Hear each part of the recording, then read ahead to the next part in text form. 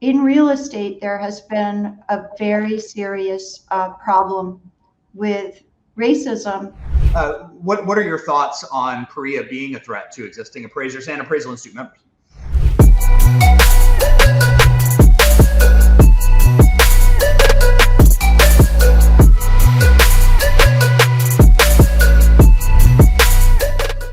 PAREA, what is it? Why is it here? What's going on with it? Is it a threat to appraisers? What's it like to be in the program? How's it going?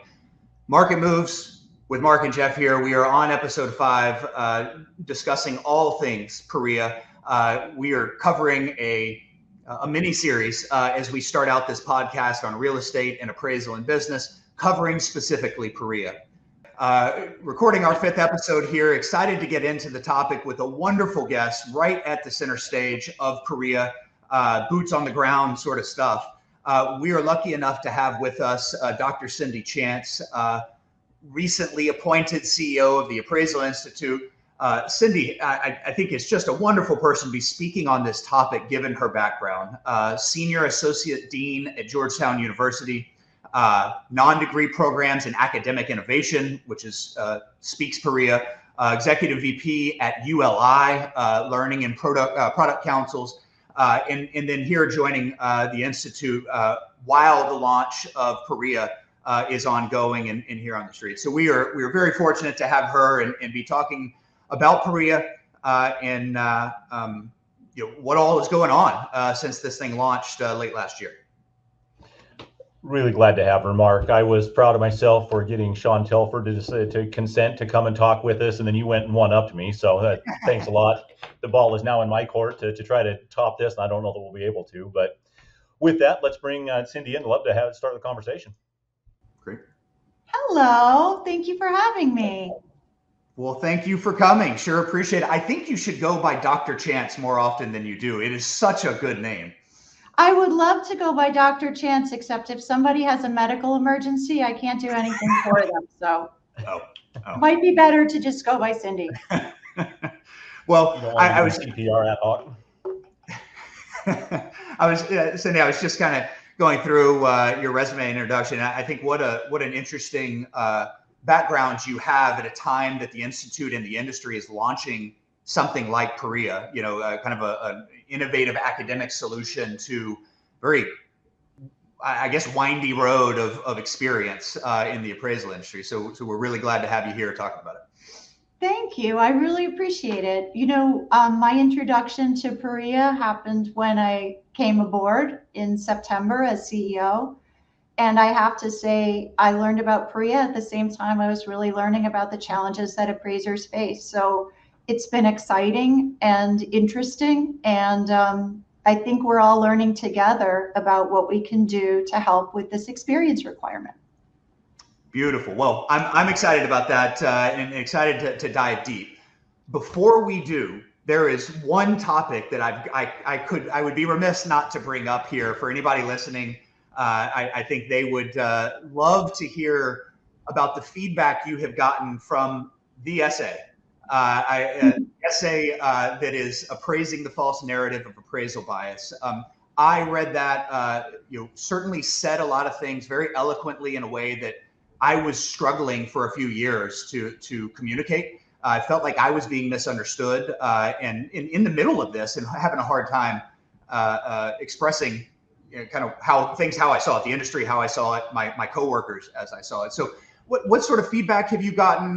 Walk us through that essay, if you could. Yeah, thank you very much for asking, Mark.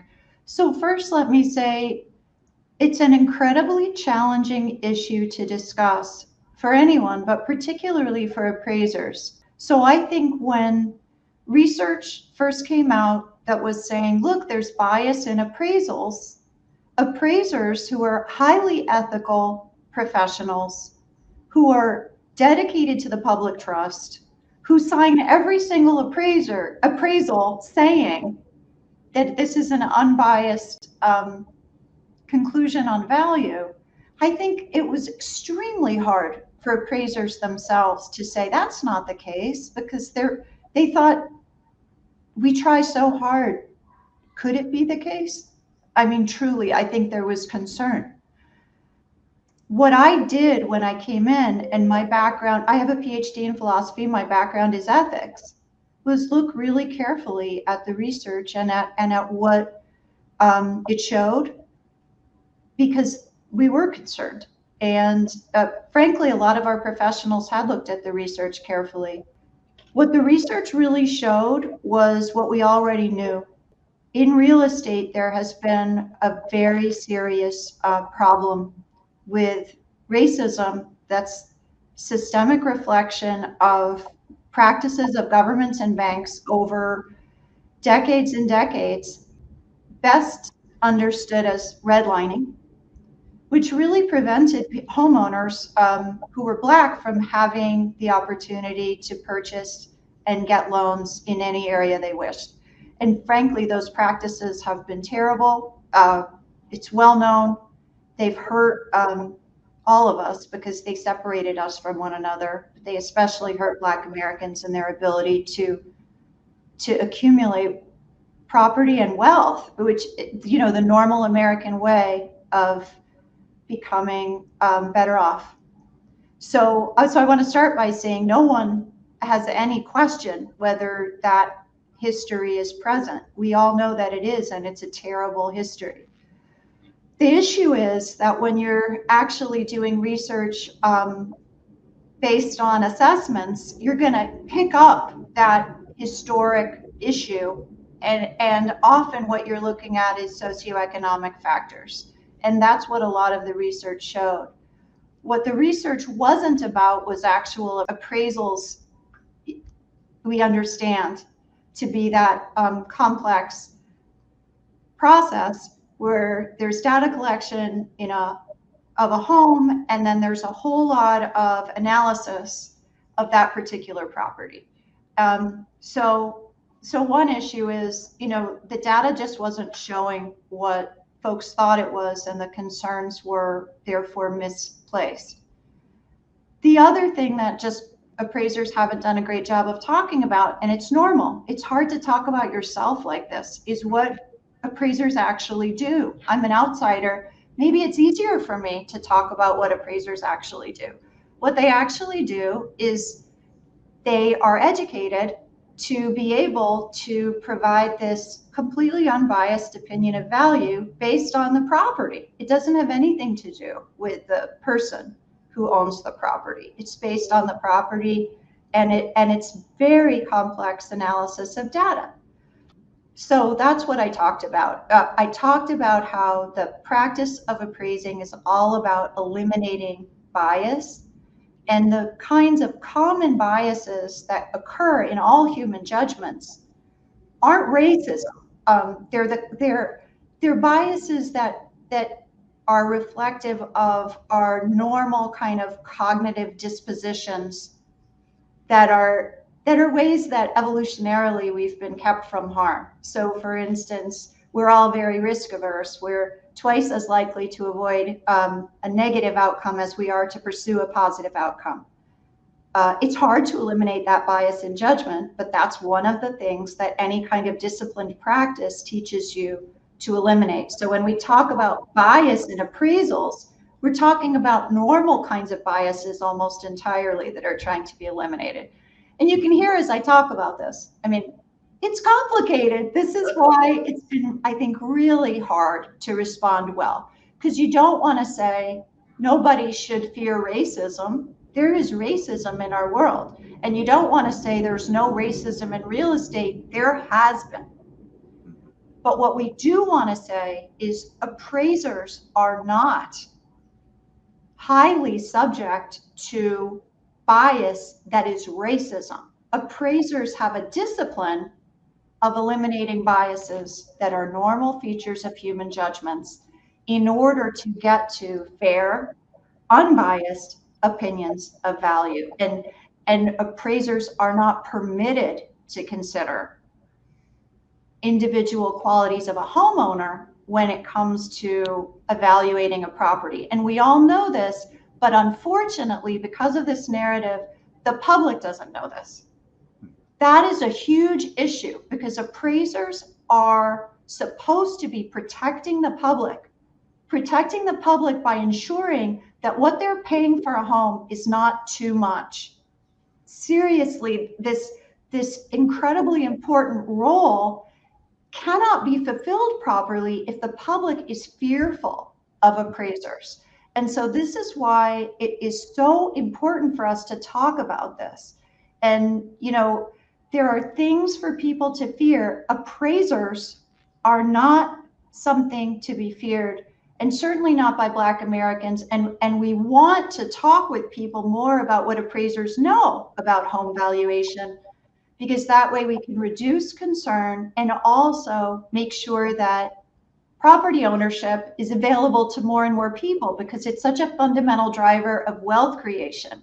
And what appraisers know is about wealth creation. So I'm very eager to share this information to help appraisers tell the story of what they do, so that they can take the important place they have in protecting the public at the center of this commercial real estate and residential real estate world that is a huge industry and a huge creator of wealth for so many people.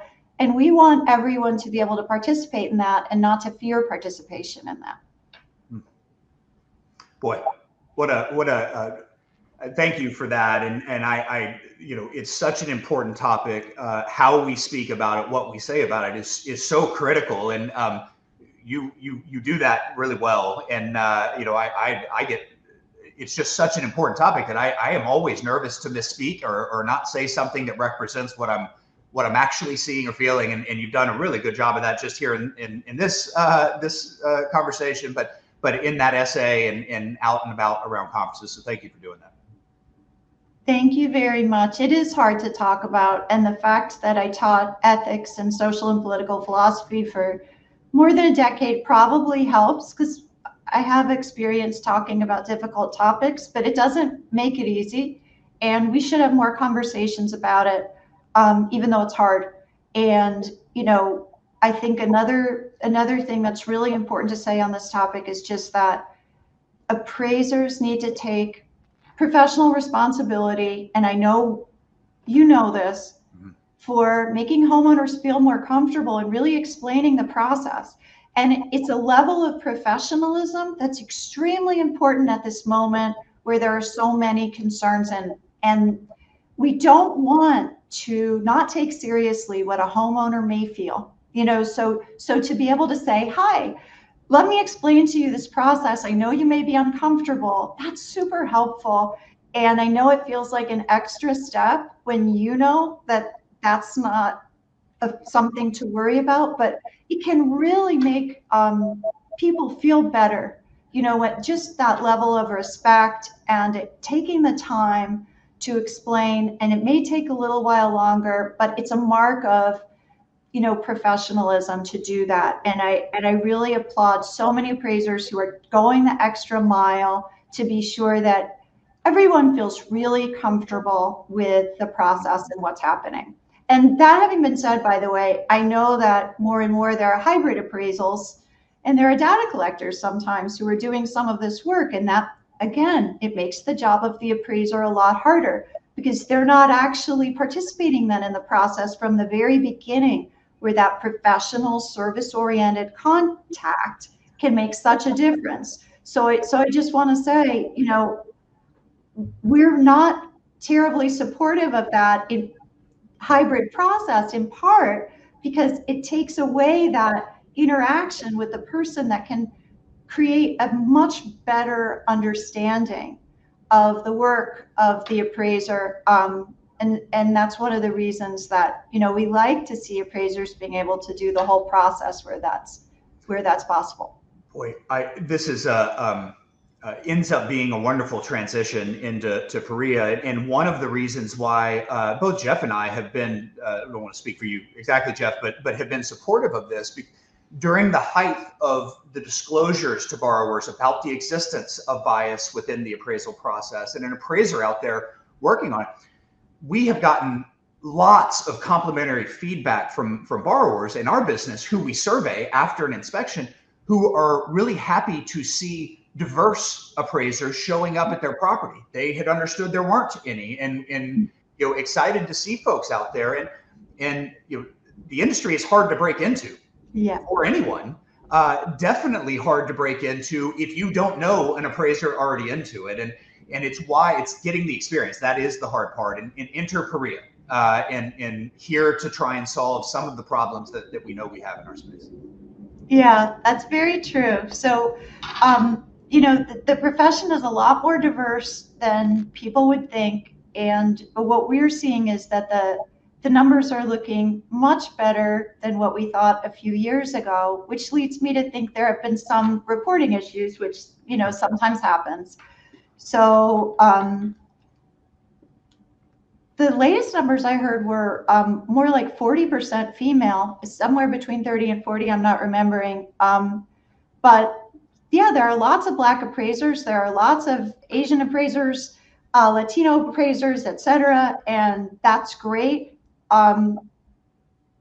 We also know that particularly in rural areas, it can be really hard to find the way to gain experience. And that's because the system requires, as you know, this mentoring. And it turns out it's expensive, really, to have someone working with you on that apprenticeship basis. And it's funny. So when I started, I would say, why is it so expensive? I don't understand. And it was sort of, well, they're not allowed to do all this stuff. And you guys know this, but I didn't know this. I'm sort of like, oh, so it's not really a pair of extra hands. It's actually that you're constantly teaching them and it's costing you money to teach them. And yeah, apparently that's the case. It's costing money to teach them. And I know I sound like, oh, I just figured it out, but guess what? I just figured it out. So where it costs you money to teach them, are you going to be teaching everybody? Are you going to be hanging out a shingle like anybody who wants to learn how to be an appraiser? Please come on by and I'll teach you. Probably not. It's probably going to be tough for you to make that commitment. So some people don't find that experience out there for them, and they can't figure out how to break into the profession for that reason. And that's not good for the profession because it's a roadblock. So trying to solve this, the Appraisal Foundation, said, let's see if we could do some kind of virtual practice, some kind of, and that's how PAREA, Practical Applications in Real Estate Appraisal, was born. And it's a virtual experience so that you can come to the Appraisal Institute and work with one of our mentors and go through a virtual experience where you get what you would have gotten with an actual mentor in the field. And I know when I say this, you're thinking, how does that actually work? You're not actually measuring houses. You're not wandering around neighborhoods. And that's true. You're wandering around virtual houses in virtual neighborhoods, and you're doing exercises, you're answering questions, and an experienced mentor is working with you to help you to get the equivalent of that experience. And I know you know, Mark, because you've been talking about this, and we appreciate you telling the story. The Appraisal Institute made an investment in this because we believe in the profession. We believe that anybody who wants to be an appraiser and has the aptitude and ability and has done their qualifying education and is ready should be able to gain their experience. And this is a way to do it. Boy, that's awesome. I'm a member of the Institute, but I've been grateful to see the leadership that the Institute has taken in bringing it all the way, to the market. I remember, in fact, we've reviewed the timeline, and I think it was in 2016 that PAREA was first kind of suggested by the Appraisal Foundation as being a possibility. And from that to this point, there's been a lot of work, a lot of investment, a lot of effort, a number of people that have started down that path and have then since not been able to get over that finish line. So I'm personally excited to see how it plays out, but glad that the Institute's in the role of leadership. I think that they should be. Cindy, how would you describe, how it's going so far? I mean, it's obviously, got the first graduates or people getting ready to graduate. But what's your perspective on how it's going right now? So I'll tell you, first of all, I do think the Appraisal Institute stepped up to the plate here. Obviously, these decisions were made before I arrived. The commitments that the board made were made before I arrived, and the building out of PAREA took several years. So I have arrived just as we launched, and what I see is, I mean, immediately there were hundreds, and then 1,000, and now almost 2,000 people who went into the system and completed their readiness checklist. We have right now 144 people registered. We have 5 in their final assignments. So this is since September. So obviously the demand is very much there. And that shows that there was a reason that the investment was made. There's a significant demand. There are people who just can't get their experience any other way.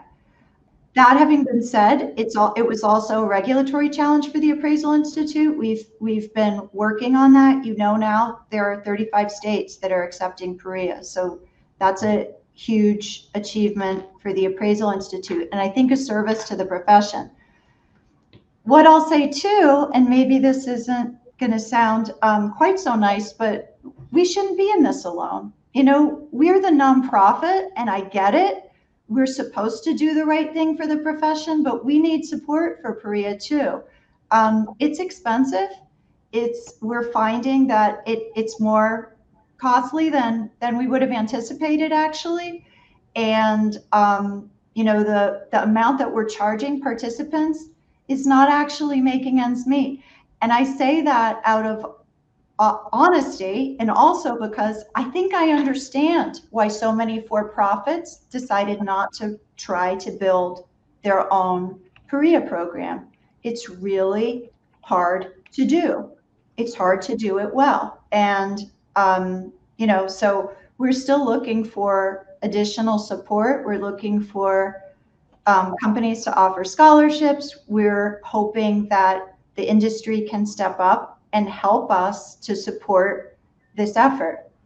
The other thing I want to say, in all honesty, is, it takes a lot to mentor these participants. We're seeing that people who come in are not always as ready to do the assignments as we might have thought, based on the fact they've completed their qualifying education. So sometimes they require a lot more mentoring than we would have thought, and it takes longer.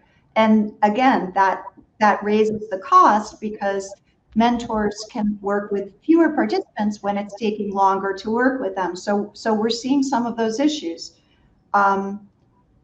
Also, we're seeing that we haven't really been able to fully evaluate, because we're just seeing people finish the program. So we had our first person just finish. So we haven't been able to fully evaluate, how does their experience after PAREA, match up to a person who had a mentor. But what my experience of these kinds of experiential learning programs tells me is it's probably going to end up being a mixed bag, because frankly, some mentors were probably really excellent, and some apprenticeship experiences are probably extremely high quality, and some probably aren't. PAREA provides a kind of average quality, and we're hearing great things about the mentoring that participants get. I would expect they'll still want to be in a setting where they get that real world experience in their first role. I would expect it's not going to be exactly like if they had a mentor and they were out in the field with them. But I also suspect that some of them are going to have an excellent experience. But, the jury is out. We have to do a thorough analysis, and time will tell what that preparation provided that was different than, if indeed it was different than, a mentoring experience. We're paying attention to everything, how they're doing in the assignments, how they're doing with the mentors. And, this is a learn and test situation at this point. We're excited to be doing it, and we're paying close attention to see what our results are. Beautiful. Yeah, just like any, especially a challenge as big as PAREA, hasn't been done before. All sorts of learnings. I think by necessity, the beginning is not going to look like the end product and process. And it feels like there's quite a bit of learnings. You spoke about them in each of these hearings. We've spoken about this on a prior episode, but that even the current pricing is felt to be too expensive for onlookers or inaccessible to folks. Boy, just from the beginning to me, I mean, this is a annuity, a career annuity income that just makes all the sense in the world. And to be charging quite a bit, I mean, it's not a trade degree, but you pay a lot for trade degrees to get through. And it just makes sense that it should cost more. And there should be ways to get people access to it despite the cost. I agree with you, Mark. I think we were so sensitive to the pricing, that we didn't take seriously what the real costs were going to be. And when I say we need help with that, I say it because we don't want to pass all those costs along to participants.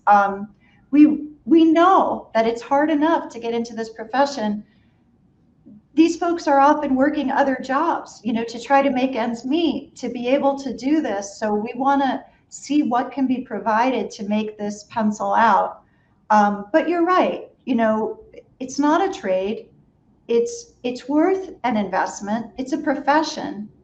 And moving forward, I think we're all seeing it's becoming more and more of a serious analyst profession. And anyone who thought that you could do this work by checking boxes, if there was anyone who thought that, it's just simply not the case. And in the world that's coming with big data, artificial intelligence, it's going to be less and less possible to do any of this work without a really sophisticated analytical approach. And part of that experience is coming to understand all of what is required. And it's a lot. So, a great profession, hard to get into for a reason, but we don't want just the fact of that experience being the reason that really talented people don't get to be appraisers.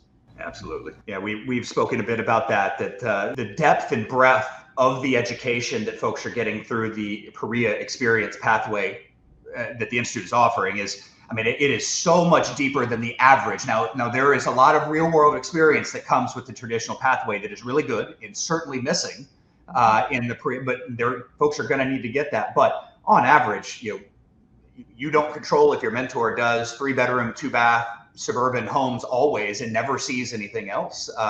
And that might be the totality of your training. So, boy, Cindy, we are hoping that I don't know if the first PAREA graduate realizes that they are becoming a celebrity, but we sure would love to talk to them and get their perspective if they agree and the Institute would be okay with that one day. I love that idea, and I think they might be just about to find out they're becoming a celebrity. We've got 4 right behind them, so 4 Perfect. Others who are close. So Perfect. Let's see what we can do about that. Perfect. And so in your years of experience in education, I know it is maybe far from appraisal experience in what PAREA is doing, but people talk about flight simulators as like a comparison, but I think that is not a great. I mean, maybe it's because that's all we've got. Are you aware of any sort of case study that we could point to of an attempt to do something like this? That's a great question. Now you're going to make me go do some research to let you know whether I can find examples. I will do it, and I'll let you know. Honestly, flight simulator is kind of what has always come to my mind, because it actually does help to train pilots. You don't just stick someone in a plane and say, "Hey, fly it." So I don't think it's a bad analogy. The other thing, you mentioned, sometimes when someone's working with a mentor, they're getting the same experience over and over. We have 10 separate simulated experiences, they're 10 separate property experiences, and it's designed to provide a real variety, and that variety and the questions that emerge because of that variety and the really thoughtful nature of that preparation is something that I think is probably very unusual in the real world. So, I'm confident that there's a level of rigor and consideration given to the experiences, just like there would be in a flight simulator. You would also simulate common challenges, right? Common challenges, and even higher level, harder challenges, because you're trying to press the individual to get the lessons that they're going to need in the field. So I think that is a really good analogy, and I think what we learn over and over again in education, and maybe it's useful just to say, is that there are more ways to do things than we might originally think. We started out in education thinking that everything needed to be a lecture, and it's just not the case. In fact, people don't learn best from a lecture. They learn best from doing work that requires them to master the experience. That's not something that we knew 50 years ago. We know it now. So why shouldn't it be the case that we can find better ways to teach what appraisers know? It's possible that we will. Yeah, very good points. And I've been thinking about that question for a while. What does it compare to? And Jeff and I have been talking about it, and I'm glad you're sitting down, because I think the comparison would make some uncomfortable. But one of the principal concerns about PAREA is you're not getting the real world experience that you normally get with a mentor, right? That would be missing. It's a much wider and deeper education on concepts and property types and that sort of thing from the average. But lawyers are trained on the act of law and the knowledge of law, and then go into the field and learn how to practice under a firm, most likely, and almost everybody ends up coming out and doing that. And if it can be done there, I wonder if that isn't at least a glimmer of hope here that it can be done in our space. That's a really interesting analogy. I hadn't thought about that, because, well, I'm from Washington, D.C. I spent my whole adult life in Washington, D.C. So, I know a lot of lawyers. And what they all tell me is that nothing they learned in law school was what they do. So it's something that typically they learn how to do it, when they're in an experience. And so I think it's not a bad analogy. Obviously, the point is to get folks to the point where they're actually working in the field. And that's where probably the majority of the maturity, the professional maturity, is going to come. We're just trying to get them to that point. You bet. Makes all the sense. Well, just a few more questions. You've been very gracious with your time. Thank you for that. We are covering this a little bit, but appraisers often feel like PAREA is a threat to maybe their income stream. I think maybe watering down. A lot of different reasons they could come at that. I imagine you have contemplated this and maybe even had discussions about it. What are your thoughts on PAREA being a threat to existing appraisers and Appraisal Institute members? Yeah, I have had discussions about it. I don't think I'm going to change anybody's mind on this based on those discussions. I don't think that PAREA is a threat to anybody, and I don't think it's a threat to experience that's acquired normally with mentoring relationships and apprenticeships. I wish there were more of those available, and I know that everyone does. I think the concern is largely because the difficulties we're having in the market right now. Historically relatively high interest rates and low volumes for residential appraisers means that people are sort of asking themselves, do I need competition, or is there really space for more people in this field right now? And I think that sense of stress leads people to be particularly concerned about alternatives to experience, or indeed any pathways that look like they're creating this kind of easier path. And I can understand that. What I want to remind you, and I know you know this, but we're talking about 144 people who are registered right now. I mentioned that there are 1,833 who have readiness, who have actually gone in and said, I'm doing my checklist, I think I'm ready. Even at those numbers, we're not talking about something that's going to dramatically change the landscape. We think there are about 75,000 appraisers, commercial and residential, in this country right now. Of those, 2/3 are 50 and over, meaning we're expecting a wave of retirements. So in that context, I don't think that this program is a threat to anyone's livelihood or a threat to how we do things. I think what it is a really good experiment and an opportunity for people who have been shut out for a variety of reasons that mainly have to do with location and whom they were able to get to know. And this is a different path for a lot of those talented folks that we would probably love to have in the profession. But I understand the sensitivities, and anything that's a change is going to make people uncomfortable. And it's part of the reason that I want us to talk about it. I want us to share more about it, have discussions about it, and then see what we learn. How did it go? How are participants experiencing it? How are employers experiencing those participants when they employ them? That's going to be a really interesting metric for us to continue to have a look at. You bet. Yeah, boy, Jeff and I have, Jeff and I have been thinking about that since PAREA was looking sort of inevitable. Is what happens when these folks enter the marketplace, and what further training? What if firms can't hire them all, which they won't, and people will have a license and be on their own? How will they get guidance professionally? Yeah. Those are real questions. I think that we've got to answer, and it's, I think, okay not to have the answers yet. Let's see and learn, test and learn. Yep. Well, we're committed to, continuing to support this process, and we're committed to telling the truth and being transparent about what we're finding. And as I said, we really welcome support and we welcome participation by others so that we can hopefully learn about whether it's possible to do this well. We think it is, and we're excited about being able to make it better. Beautiful. Well, I think the last question that I have, you had mentioned, and totally understandable, is we can't go at this alone. This PAREA initiative from TAF.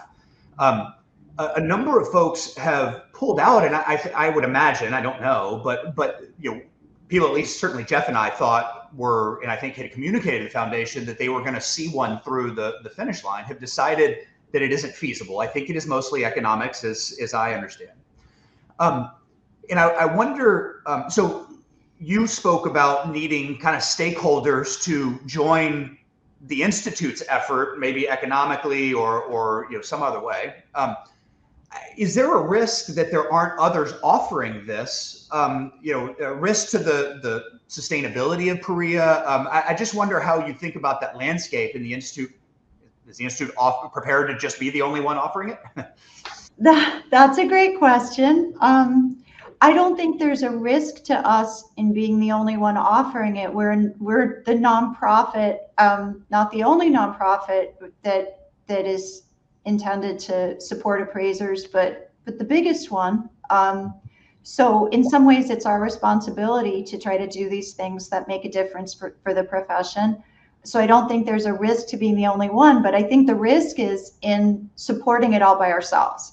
Our member dollars are our member dollars, and every investment of member dollars we have to take really seriously. Frankly, we have other things we need to do for our members, including improving our education and making it more accessible. We want more residential appraisers as members. We want to ensure that our member value proposition is really good for them. So what I'm saying is we have other things that we have to be doing. So we want support and help from the larger industry, from TAF, from the appraisal subcommittee if possible, and from companies that need appraisers. We want support for PAREA. We don't want to be in this alone. It was a significant investment, and we do need this to be a community investment. So you can expect that we're going to be talking about that and asking about that to try to get support. We also don't want individuals to have to pay the whole freight of what it's really costing to get trained. So yeah, we don't want to be in this alone. Beautiful. Beautiful. Well, thank you for the time. I'm thankful to the Institute for taking a leadership role in this, as Jeff had mentioned, and you guiding that coming in as it was reaching the market and on the street. So thank you for that. Really appreciate your comments early on, Cindy, regarding the essay that you wrote about the very difficult topic of bias within the appraisal industry. So thank you for your time. You've been very generous. Jeff is struggling through a few technical difficulties, so I took some of his questions here. But Jeff, anything you wanted to say as we close up? Jeff struggles in general, so that's just a different iteration of that, Mark. Cindy, just wanted to echo a big thank you. Really appreciate you coming on and your perspective, living and breathing this as the provider that has it in the marketplace right now. So we're wanting to get truth and realities out there about what it is and where it's at. And I really appreciate your insight and perspective. Thank you both very much. All right. Good luck to you out there. Thank you.